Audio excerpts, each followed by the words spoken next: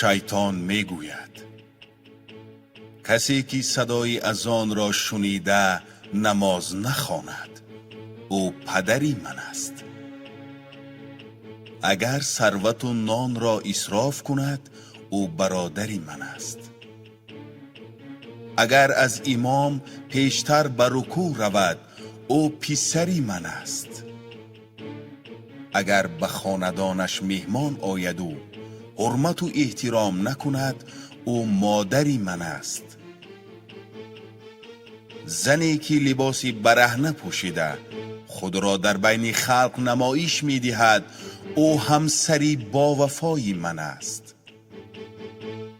زنی که از حد زیاد خود را آرا و تارا می دهد او معشوقه من است.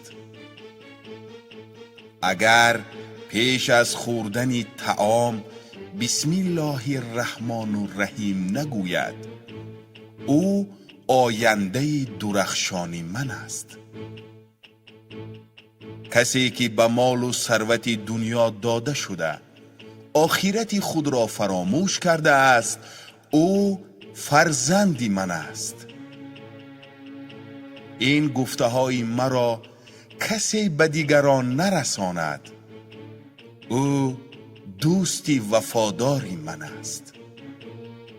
اگر این گفته های مرا کسی به دیگران میرساند او دشمنی من است.